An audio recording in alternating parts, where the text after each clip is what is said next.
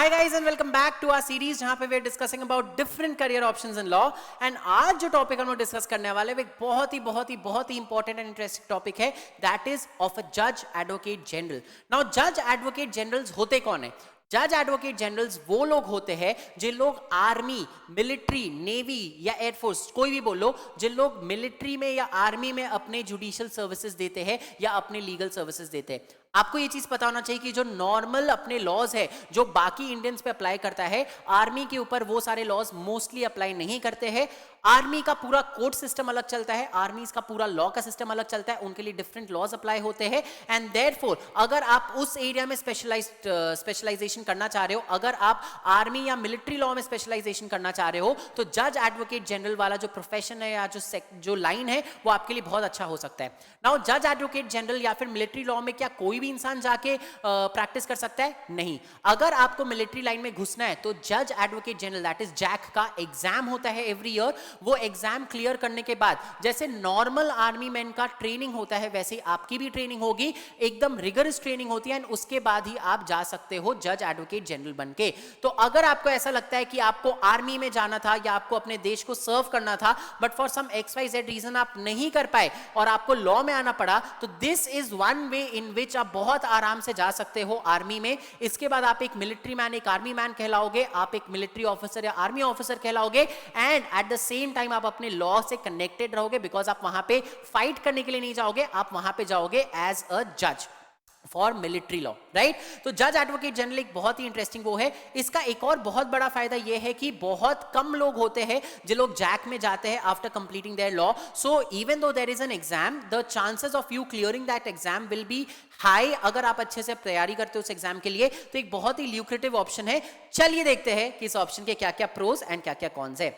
सबसे पहला प्रो, आप एक आर्मी ऑफिसर बन जाते हो राइट आफ्टर ट्रेनिंग. तो जज एडवोकेट जनरल का जो एग्जाम होता है उस एग्जाम को क्लियर करने के बाद आपको ट्रेनिंग में जाना पड़ता है. एक बार आपने वो ट्रेनिंग अच्छे से क्लियर कर लिया, आप डायरेक्टली लेफ्टिनेंट बन जाते हो एंड आपको लेफ्टिनेंट वाला पोस्ट मिल जाता है आर्मी में. सो इमेजिन आपके नाम के आगे लेफ्टिनेंट लग जाएगा, आप एक आर्मी ऑफिसर बन जाओगे. तो ये एक बहुत बड़ा प्रो है. जिन लोगों का सपना होता है आर्मी में जाने का बट वो नहीं जा पाते हैं फॉर सम रीजन, जिन लोगों को फाइट नहीं करना है लेकिन फिर भी आर्मी का पार्ट बनना है, लॉ के थ्रू आप बहुत आराम से जा सकते हो.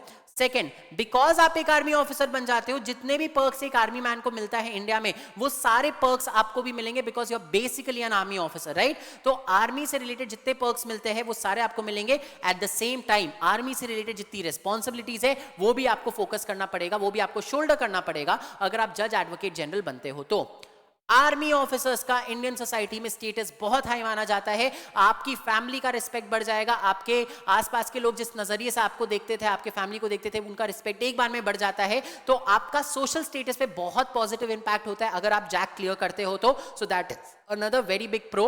And the last is at the end of the day you are an army officer, you are a full-fledged government officer. तो आपको गवर्नमेंट ऑफिसर की तरह अच्छे सैलरी मिलेगा, आपको अच्छा रहने का प्रोविजन मिलेगा, आपको टैक्स बेनिफिट्स मिलेंगे, आपको ट्रैवल बेनिफिट्स मिलेंगे, आपको बहुत सारे पर्क्स मिलेंगे. तो ये जो आर्मी ऑफिसर से रिलेटेड जितने पर्क्स होते हैं वो सारे के सारे पर्क्स, गवर्नमेंट जॉब से रिलेटेड जितने भी सैलरी के पर्क्स होते हैं वो सारी चीजें आपको मिलेगी. जॉब छूटने के बाद का पेंशन, उसके बाद का ग्रेचुइटी, ये सारी चीजें आपको मिलने वाली है. बट ऑफ कोर्स जहां पे फायदे होते हैं वहां पे नुकसान भी होते हैं. तो आइए देखते हैं क्या क्या नुकसान होते हैं. सबसे पहला, जैक की वैकेंसी के हिसाब से आपको जैक में लिया जाता है, जज एडवोकेट जनरल बनाया जाता है.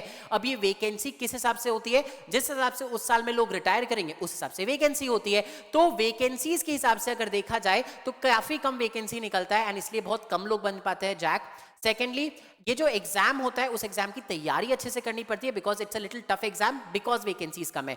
तो जैसा मैंने पहले बोला था, लोग कम जाते हैं बट लोग कम जाते हैं तो वैकेंसी भी कम ही आती है. तो इसलिए अगर आप अच्छे से तैयारी करो तो आप एग्जाम क्लियर कर सकते हो, बट अगर आपने तैयारी अच्छे से नहीं की तो एग्जाम क्लियर करना थोड़ा टफ आपके लिए हो सकता है. थर्ड, आपका जो आर्मी रिलेटेड लॉज है उसी में आप लिमिटेड रह जाओगे, आप आर्मी के बाहर के लॉस प्रैक्टिस नहीं कर पाओगे, आपका पूरा जो लाइफ है वो आर्मी लाइफ बन जाएगा. सो कई लोग ऐसे होते हैं जिन्हें लगता है कि नहीं हमें जैक भी करना है बट साथ साथ हमने नॉर्मल सिटीजंस का भी काम करना है, वो आप नहीं कर पाओगे. You will be an army officer and you will be limited to that. And the last is, बहुत रिगरस ट्रेनिंग करनी पड़ती है जैक के एग्जाम क्लियर करने के बाद. वाई? बिकॉज आप एक आर्मी ऑफिसर बन रहे होते हो, तो एक आर्मी ऑफिसर को जितनी ट्रेनिंग करनी पड़ती है 1 साल की 1.5 साल की आपकी भी वही ट्रेनिंग होगी जो आपको फिजिकली एंड मेंटली काफी स्ट्रांग बना देगा. But at the same time physical and mental space उतना आपके पास होना चाहिए, आपके पास उतनी क्षमता होनी चाहिए उस ट्रेनिंग को लेने के लिए. So that can be another con जो लोगों को जनरली फेस करना पड़ता है. अगर ये प्रोज एंड कॉन्स सुनने के बाद आपको ऐसा लग रहा है कि यस मुझे अपने देश के लिए कुछ करना है और मुझे एक जज एडवोकेट जनरल बनना ही है, तो आइए देखते हैं आप कैसे तैयारी कर सकते हो. सबसे पहले आपको अपना एलिजिबिलिटी क्राइटेरिया वगैरह के ऊपर रिसर्च करके रखना चाहिए. हर साल जैक का एग्जाम होता है बट कई बार बीच में लोग कुछ चेंजेस कर देते हैं, तो अपना रिसर्च पहले से करके रखो कि जज एडवोकेट जनरल का जो एग्जाम होता है उसकी एलिजिबिलिटी क्राइटेरिया क्या है, प्रोसेस कब स्टार्ट होगा, प्रोसेस क्या है, कितना टाइम लगता है, ऑल ऑफ दैट. एंड उसके लिए तैयारी करना स्टार्ट कर दो. जो मेन लॉज है जिसके ऊपर क्वेश्चंस पूछे जाते हैं वो लॉज के कॉन्सेप्ट्स को आपको क्लियर करना पड़ेगा, आपको अपने सब्जेक्ट्स को जानना पड़ेगा ठीक से. You will have to start preparing for the exams.